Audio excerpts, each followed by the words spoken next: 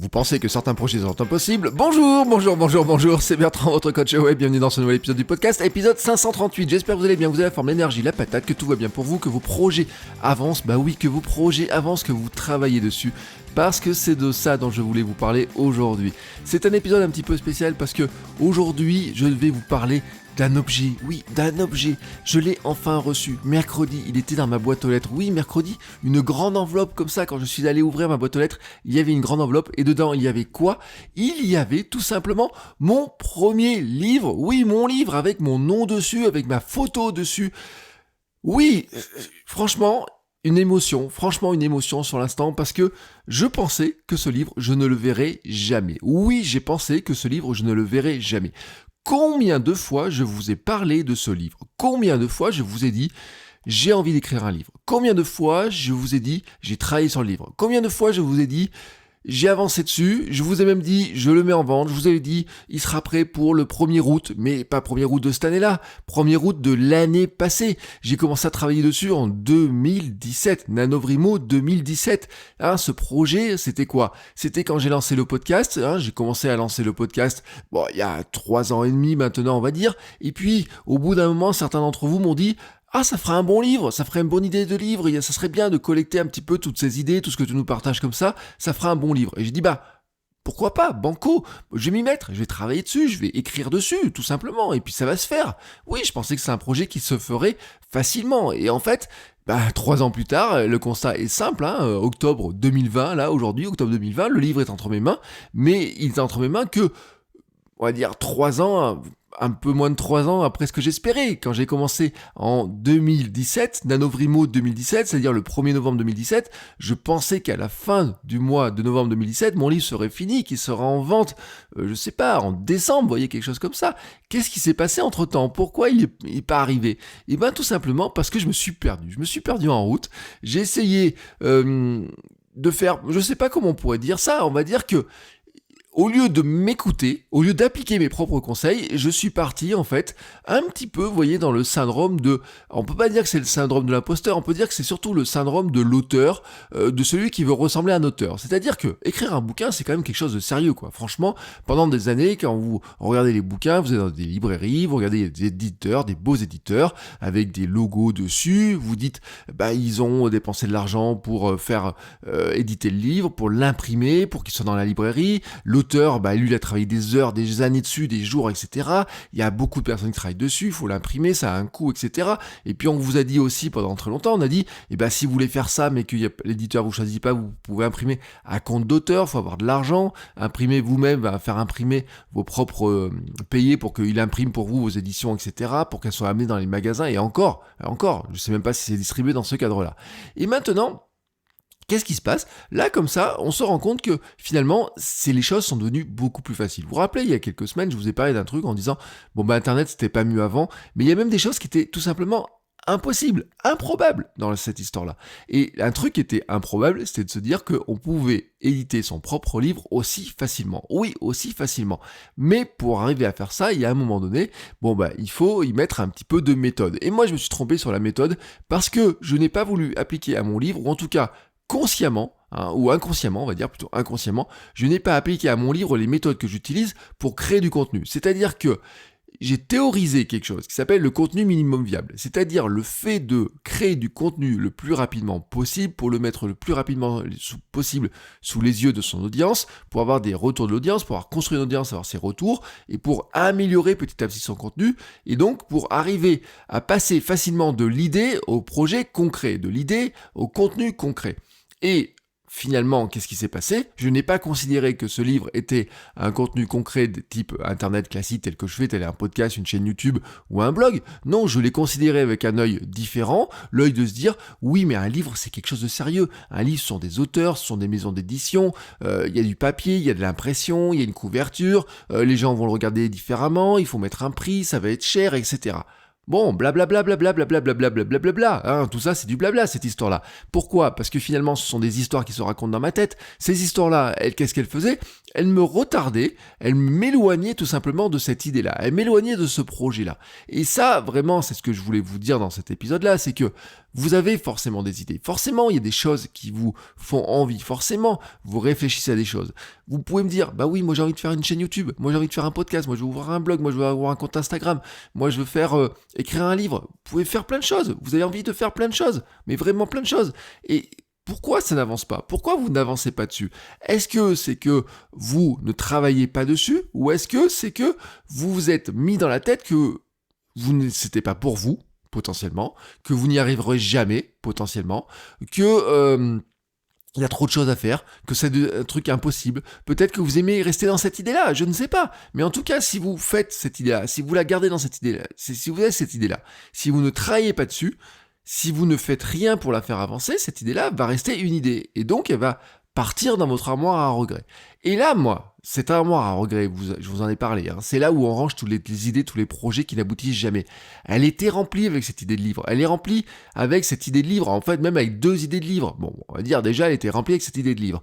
Il y a un moment donné, j'ai décidé qu'il était temps que je sorte ce livre. Vous voyez, que j'aille dans mon armoire, que je dise non, toi, tu vas pas rester rangé là, j'ai pas envie que tu sentes la naphtaline, j'ai pas envie que dans 5 ou 10 ans, je te ressorte en disant ah bah tiens, ça aurait été une bonne idée, je l'ai pas fait, puis il y a quelqu'un d'autre qui l'a fait à ma place ou quoi que ce soit.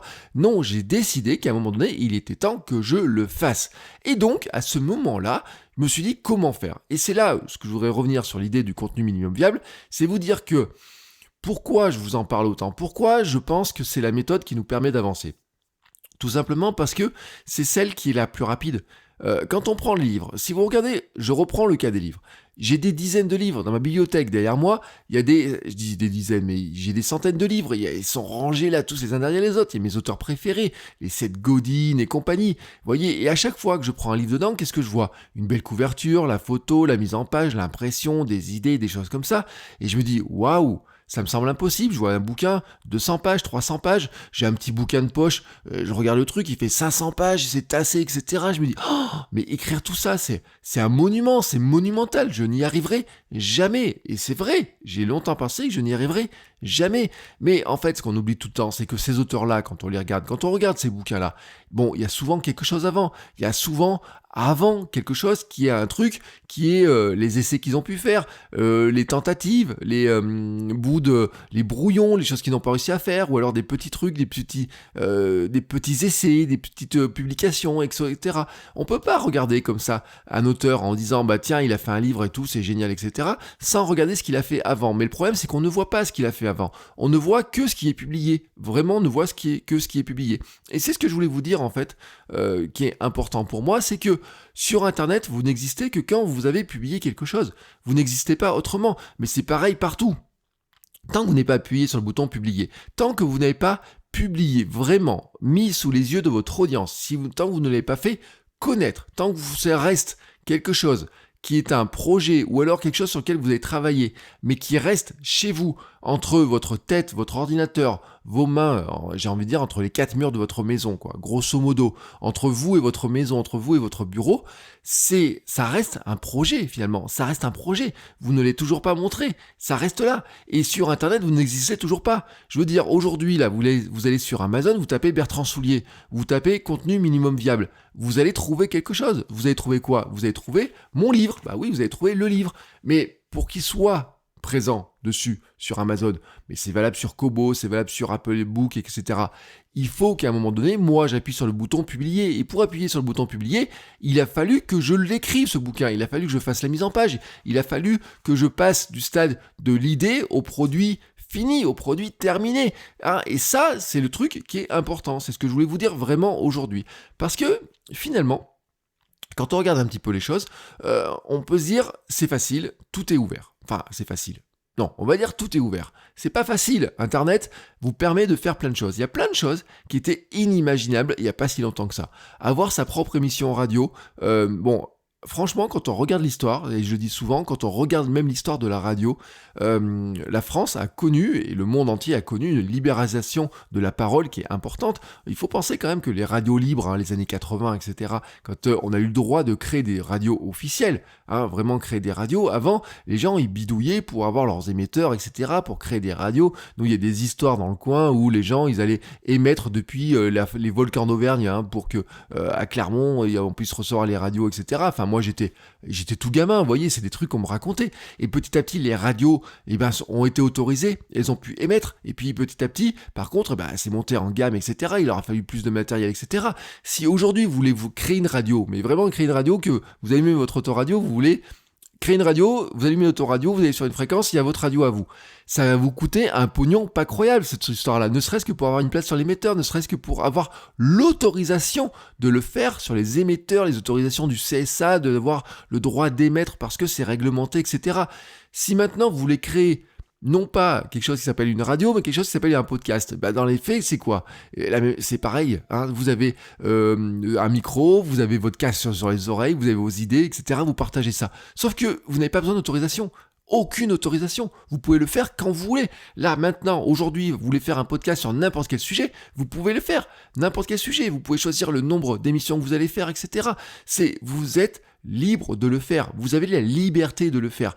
Mais cette liberté-là, en fait, elle se prend, elle est là, elle est présente, vous pouvez créer n'importe quel contenu sur Internet sans avoir beaucoup de moyens. Je vous ai parlé de la radio, je vous ai parlé donc du podcast, mais avoir votre propre émission de télé, j'ai envie de vous dire, faire des documentaires, faire des talk-shows, avoir des invités, des choses comme ça, vous pouvez le faire. Rien ne vous empêche. YouTube vous permet de diffuser gratuitement vos vidéos. Alors, vous allez me dire, oui, il me faut un petit peu de matériel. Mais franchement, honnêtement, si vous avez un smartphone, vous êtes capable de faire vos propres vidéos. Si vous avez Instagram, vous pouvez faire du vlog dans Story, etc. Mais vous pouvez faire vos propres vlogs, vous pouvez faire vos propres documentaires.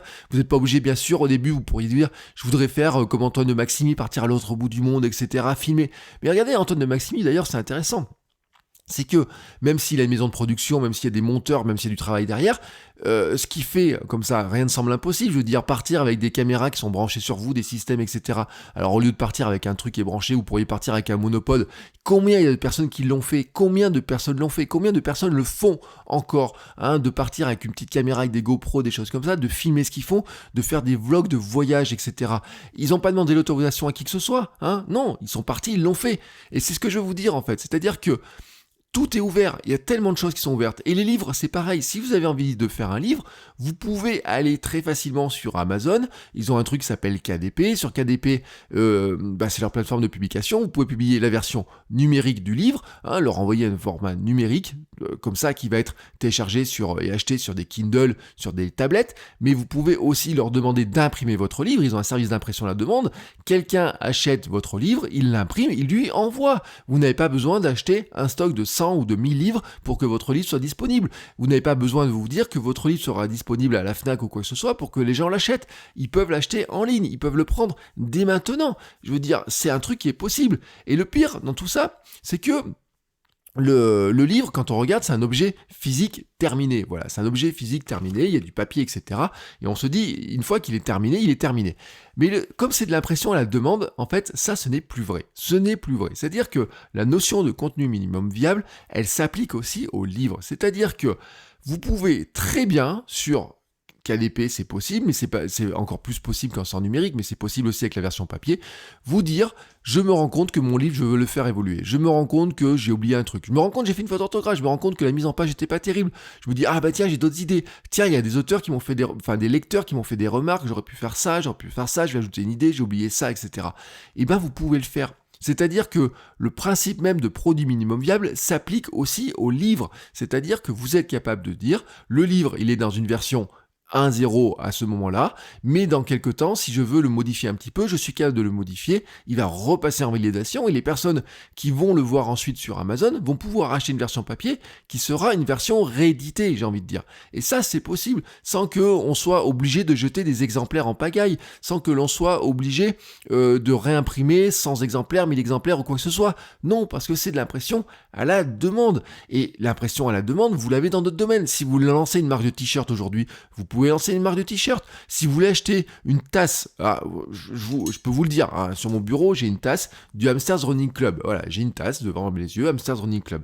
J'ai des mugs personnalisés. Vous voulez cette tasse, vous voulez des mugs personnalisés, je vous les vends. Je vous les vends, je les ai sur ma boutique. Je vous mets le lien dans la description de la vidéo et du podcast. Je les ai, je les ai. C'est-à-dire que j'ai créé une boutique. Si vous voulez acheter une tasse Hamsters Running Club, si vous voulez acheter un sweatshirt, si vous voulez acheter une casquette du Hamsters Running Club, vous pouvez le faire parce que en impression à la demande, vous pouvez le faire. Et c'est ce que je veux vous dire en fait, c'est que il y a des possibilités qui vous sont ouvertes à condition que vous les preniez. Et pour les prendre, c'est quoi ? Il faut travailler dessus. C'est-à-dire qu'il faut travailler dessus. C'est-à-dire que ça ne va pas il y a personne qui va vous le donner, en fait. C'était une discussion qu'on a eue avec ma femme hier. On discutait de certains projets, etc. Et je lui disais, en fait, la démarche entrepreneuriale, c'est on n'attend pas le messie, quoi. On n'attend pas qu'il y ait un truc qui arrive. C'est-à-dire que si je reprends mon histoire de bouquin, je reprends l'histoire du bouquin, je pourrais me dire, je crée du contenu, j'ai un compte Instagram, j'ai la visibilité, etc. Qu'est-ce que je pourrais faire ? Je pourrais attendre qu'une maison d'édition tape à ma porte, me dise « Ah ce que vous faites c'est sympa, est-ce que on pourrait vous proposer de faire un livre, etc. » Si vous attendez ça, ça ne marchera jamais. Ça ne marchera jamais. Vous pourriez vous dire, avant d'avoir un podcast, etc., quelqu'un va vous proposer une idée de podcast. Est-ce qu'il y a quelqu'un qui va venir taper à votre porte vous proposer une idée de podcast ? Surtout s'il ne vous connaît pas. Alors bien sûr, si vous étiez connu, si vous êtes un chanteur connu, etc., il y a toujours des gens qui vont taper à votre porte. Si vous avez fait des choses remarquables, etc., il y a toujours quelqu'un qui va venir vous souffler un truc. Mais une chose remarquable, c'est quoi ? Je sais pas, si par exemple vous devenez champion de votre discipline en sport ou quoi que ce soit, oui, il y a quelqu'un qui va taper à la porte pour vous dire « Ah tiens, tu pourrais faire ça, tiens, on pourrait t'inviter là-dessus, tiens, tu pourrais faire ça, tiens, tu pourrais venir à la télé ou quoi que ce soit. » Mais sinon, ça ne marche pas cette histoire-là. C'est à vous de prendre votre chance. Et pour prendre votre chance, c'est quoi ? C'est de dire « J'ai une idée dans ma tête, je vais travailler dessus tous les jours. » Ou en tout cas le plus régulièrement possible, mais je vais la concrétiser, la passer de quelque chose qui est une idée, la développer pour en faire quelque chose. Sinon, elle restera une idée, et une idée qui n'est pas réalisée, une idée sans action, c'est rien, c'est quoi ? Elle est rien, elle est, vous pouvez même pas la breveter, je veux dire, vous pouvez même pas dire c'est mon idée à moi. Bah non, il y a quelqu'un d'autre qui peut avoir la même idée, qui peut le faire, etc. J'ai envie de dire, il peut prendre le même concept, il peut prendre exactement la même chose que vous faites, et il va le faire. Si lui le fait avant vous, tant pis pour vous, j'ai envie de dire, c'est tant pis pour vous. Et donc, à un moment donné, c'est pas tout d'avoir des idées, c'est pas tout de générer des idées, c'est pas tout d'avoir des machines à idées, etc. Je dis ça parce que j'ai une formation sur la machine à idées, je vous ai expliqué comment générer des centaines et des centaines d'idées. Mais générer des centaines d'idées, c'est facile, j'ai envie de dire, c'est facile. Après, il faut passer à l'étape suivante. Et l'étape suivante, c'est de passer de « j'ai mon idée » à « désormais, je la concrétise, j'en fais quelque chose de concret. » Et ça, c'est du boulot, c'est du travail. Ça va pas se faire sans relever les manches, ça va pas se faire sans boulot. C'est-à-dire qu'il y a un moment donné, vous devez absolument passer à l'action et le faire le plus régulièrement possible. Donc, ça, c'est comment dire ? Vous êtes obligé de le faire. Voilà, je cherchais le mot, voilà, c'est inévitable. C'est-à-dire que si vous voulez que vos projets deviennent quelque chose de concret, qui sortent de la tête, qui sortent de l'idée, que vous se passiez de l'idée à quelque chose de concret, vous êtes obligé de travailler dessus. Mais non seulement vous êtes obligé de travailler dessus, mais vous êtes aussi obligé d'appuyer sur le bouton publier, le bouton publier. Pourquoi sur mon livre j'ai mis un bouton publier ? Parce que c'est le truc le plus difficile de tous. C'est ça qui est difficile, c'est d'appuyer sur le bouton publier. Tant que votre idée dans votre tête, elle est belle, elle est fantasmée, elle est magnifique. Oh, je vais pouvoir faire ça, ça va être chouette, etc. Ensuite, quand vous commencez à travailler dessus, vous allez vous confronter à la réalité de sa concrétisation qui devient difficile. Oui, c'est plus compliqué que ce que vous pensiez. Oui, au départ, vous aviez une idée de faire une vidéo, mais votre idée de faire une vidéo, vous la regardiez, vous la conceviez, vous l'imaginiez en fonction des vidéos que vous regardez sur YouTube, en fonction des documentaires, en fonction des films. C'est-à-dire que dans notre tête, il est très facile de faire un film à la façon de Quentin Tarantino. Il est très facile de faire un documentaire à la façon de de Maximi, parce que c'est Antoine de Maximi, pardon, c'est assez simple de le faire. Mais quand vous passez dans la réalisation concrète, quand vous devez appuyer sur le bouton « je filme », ça devient plus compliqué. Et le livre, c'est pareil. Au départ, vous avez une idée, au départ, vous dites « ça va être facile de faire un livre », mais quand vous commencez à faire le sommaire, quand vous commencez à regarder le nombre de pages, quand vous regardez la structure, etc., quand vous regardez ce qu'il y a à faire dessus, ça devient plus compliqué. Et pour le concrétiser, vous êtes donc obligé de travailler dessus. Ça, c'est inévitable. Et ensuite, il y a l'étape supérieure, c'est que le bouton publier, il vous met face à votre audience, à du public. Et donc, là, vous dites, Oui, mais est-ce que les gens vont l'apprécier? Est-ce que ça va servir à quelque chose? Est-ce que les gens vont l'aimer? Est-ce que je vais avoir des mauvais commentaires? Vous voyez, toutes ces histoires-là qui se racontent dans votre tête. Toutes ces histoires-là qui se racontent dans votre tête. Eh ben, c'est la force qui vous empêche d'appuyer sur le bouton publier. Or, si vous n'appuyez pas sur ce bouton publier, eh ben, votre projet, même si vous avez travaillé des heures dessus, il va rester lettre morte. Il n'y aura rien. Rien du tout, comme ça, il est mort. Personne ne le connaît, puisque finalement, il reste chez vous. Bien sûr, au cinéma, il y a des histoires de quelqu'un ouvre un tiroir, il trouve un manuscrit dedans, il le lit, il le trouve génial, etc. Il envoie un éditeur, l'éditeur le publie. L'auteur qui était dans son coin jusqu'à maintenant devient un auteur célèbre et tout, il passe à la télé, et puis voilà, il rencontre l'amour, il a des enfants, il fait des dizaines de bouquins, sa carrière a changé, et 30 ans plus tard, il raconte ses mémoires. Ouais, ça c'est beau, c'est Hollywood, mais dans la réalité, ça marche pas comme ça le truc. Ou alors peut-être que ça arrivait, bien sûr que ça arrivait. Bien sûr qu'il y a un jour quelqu'un qui chantait dans le métro, qui a un agent qui passe comme ça, qui dit « Oh, bah vous chantez bien, tiens, hop, je vous fais faire un disque. » Bien sûr que ça arrive. Bien sûr qu'il y a des histoires comme ça. On a tous les histoires, les mythes, etc. de, comment elle s'appelait, j'ai perdu son nom, je sais plus quel mannequin, qui se balade comme ça un jour dans la rue, il y a un agent qui la voit, dit « Ah bah vous êtes jolie mademoiselle » et elle fait carrière. Mais bien sûr il y a des histoires comme ça. Bien sûr, on a envie de croire à ces belles histoires. Mais en fait, la réalité, c'est que vous pouvez créer votre histoire. Vous pouvez la créer, votre histoire. Si vous avez envie d'écrire un bouquin, vous avez tous les outils sous les yeux sur Internet autour de vous pour écrire votre bouquin, pour le publier, pour le concrétiser. J'ai envie de dire, vous pouvez le faire et ça vous coûte 0. C'est-à-dire que vous n'avez aucun frais d'inscription sur Amazon. Il n'y a aucun frais d'inscription. Si vous avez un logiciel pour écrire du texte, et il y en a plein des logiciels pour écrire du texte. Si vous avez un petit logiciel pour créer la couverture, et il y en a plein, vous allez sur Canva, c'est gratuit. Si vous téléchargez le bon format, vous bidouillez vos trucs, etc., sans avoir le moindre sou, vous êtes capable de sortir votre bouquin. Vous êtes capable de créer votre livre et de le mettre sous les yeux de personnes pour qu'ils puissent l'acheter. Alors bien sûr, ça va vous demander du boulot, bien sûr, ça vous demande de l'énergie, mais c'est possible. Donc, ce n'est pas... Je veux dire qu'il n'y a plus de problème technique, il n'y a plus de problème financier, même j'ai envie de vous dire dans cette histoire-là.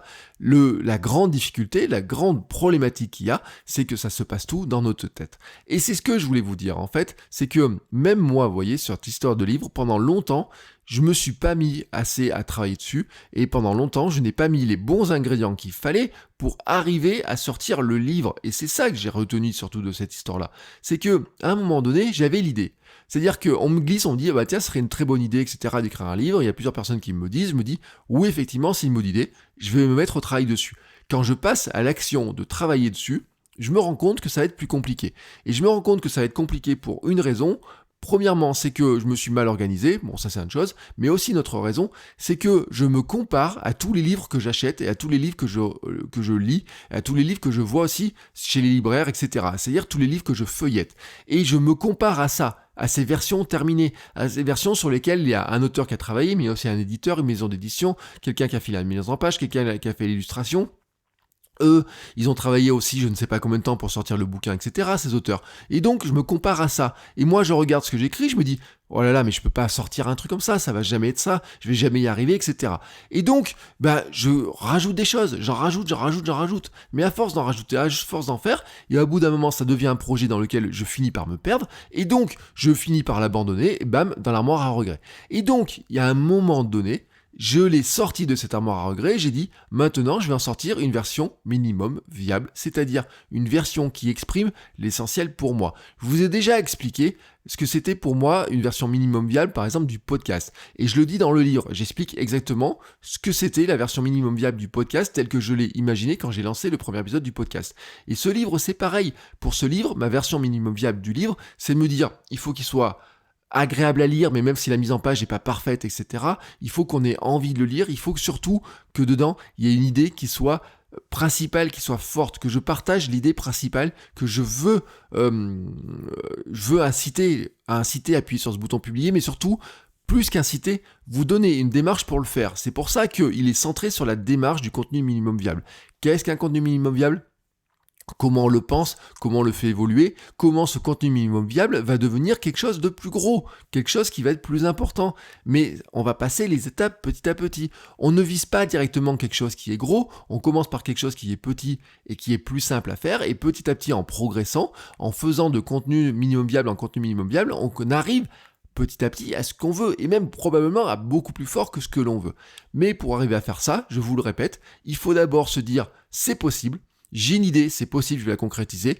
Je vais la concrétiser si je travaille dessus, et ensuite si je publie dessus. Et donc ça, vraiment, c'est là-dessus que je me concentre. Et voyez, ce qui est important, ce qui est intéressant dans ce que je voulais vous dire aussi là-dedans, c'est que le contenu minimum viable, vous pouvez l'appliquer à n'importe quel format, à n'importe quoi. Je veux dire, le podcast, j'avais une version minimum viable dans ma tête de mon premier épisode de podcast.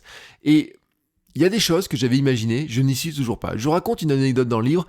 Vous voyez Good Morning Vietnam avec... j'ai perdu le nom du gars dans la radio, vous savez, qui fait son Good Morning Vietnam, etc. le matin. Et quand je imaginais que j'allais appuyer sur le bouton du podcast, le premier bouton enregistré, j'imaginais j'allais faire ça, j'imaginais. Et pourtant, 538 épisodes plus tard, vous n'avez jamais entendu ça. Pourquoi ? Eh bien parce que entre la première idée que j'ai et ce que c'est devenu, bien sûr, il y a eu des versions successives. Il y a eu 537 versions qui se sont faites, etc. sur lesquelles j'ai ajouté un petit peu. Vous voyez, la petite bout d'accroche qu'il y a au tout départ, c'est une accroche qui est venue peut-être après l'épisode 300 ou 400, je sais plus exactement. J'ai dit, tiens, c'est un truc qui est rigolo. Je vois, tiens, ça m'inspire par telle personne qui fait ça. Alors l'idée, en fait, c'est les petites signatures de Chuck Lorre, vous savez, à la fin des épisodes de certaines séries américaines qui sont produits par Chuck Lorre ou dont il est scénariste, il y a une petite histoire, il y a un petit bout de texte comme ça qui apparaît à la fin, et il y a des cartes comme ça, c'est ce qu'on appelle les vanity cards, et de Chuck Lorre. Voilà, ça c'est un truc, je me suis dit, mais tiens, est-ce que je pourrais pas l'appliquer moi, mais à mon constat à moi, à mon podcast à moi, à mon contenu à moi. Mais ça, c'est pas venu c'est pas venu dès le départ, c'est venu qu'après 200 ou 300 épisodes, et puis, vous voyez, maintenant, c'est facile à faire, vous savez que c'est une accroche, vous avez l'habitude de l'entendre, etc., mais c'est pas installé dès le départ. Il y a des choses que j'avais prévues que je ne fais pas, il y a des choses que je n'avais pas prévues du tout, que je ne pouvais pas imaginer qui se font, etc. Ça se construit comme ça, petit à petit. Et ce que je voulais vous dire vraiment, c'est que vous devez passer à l'action. C'est-à-dire que à un moment donné, si vous avez une idée, vous devez passer à l'action. N'attendez pas non plus, et c'est ce que je dis dans le livre non plus aussi, n'attendez pas d'avoir 10 épisodes de podcast pour diffuser votre podcast. Parce que vous perdez du temps, parce que en fait vous n'allez pas vous rendre compte de comment l'audience va réagir, etc. Vous savez pas comment vous allez le faire connaître, vous allez peut-être vous dire ah oui alors attends j'ai fait ça et tout, puis je me rends compte que finalement j'ai fait ça mais l'audience elle apprécie pas, ou alors le son il est pas si bon que ça, ou alors j'ai des remarques là-dessus. Ah oui mais j'en ai fait 3 ou 4 autres épisodes derrière, c'est dommage, est-ce que je jette tout, est-ce que j'arrête tout mon projet, c'est décourageant ce genre de choses comme ça. Non, dans l'idée c'est ce que je vous dis, c'est que on crée un premier produit, un premier contenu, que ce soit un livre, une vidéo, que ce soit un PDF, que ce soit un podcast, un épisode de podcast ou quoi que ce soit, on publie, on diffuse, on fait connaître, et à partir de là, on essaye de voir qu'est-ce que les gens ont apprécié, qu'est-ce qu'ils n'ont pas apprécié. Sur YouTube, il y a un truc qui est génial, c'est que vous savez exactement pour la vidéo si les gens ils se sont arrêtés de la regarder au bout de 10 secondes, 20 secondes, 1 minute, 3 minutes, 10 minutes. Vous savez exactement ce qui a marché, ce qui n'a pas marché. Vous voyez à quel moment ils décrochent. Mais c'est valable aussi sur le podcast. Les plateformes de podcast maintenant vous disent combien de temps les gens ont écouté le podcast, à quel moment ils décrochent.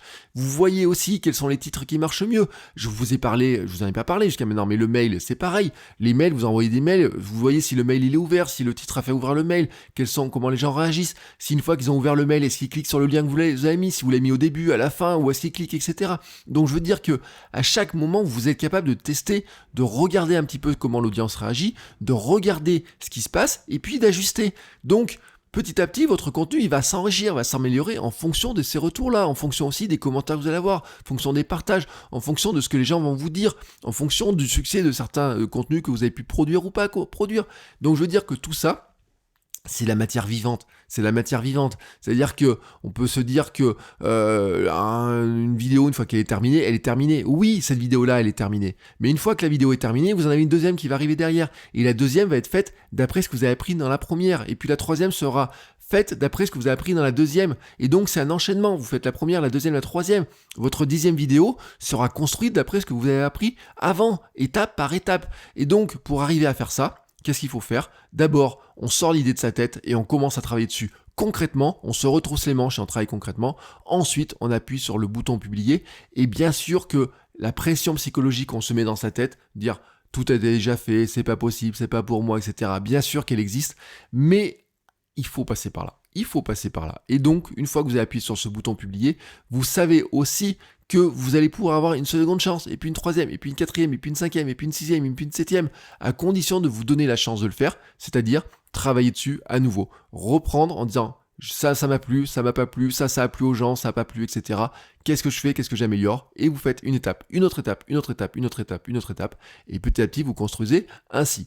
Voilà. C'est ça l'idée. C'est ça l'idée que je voulais vous vendre, mais je vous la vends pas dans le bouquin, en fait. Je vous la vends depuis 538 épisodes de podcast. Depuis 538 épisodes de podcast, je vous le raconte. Le contenu de minimum viable, la première fois que je le sors ça doit être dans l'épisode 30 peut-être, ou peut-être l'épisode 20. Vous voyez, c'est un truc qui est sorti depuis extrêmement longtemps.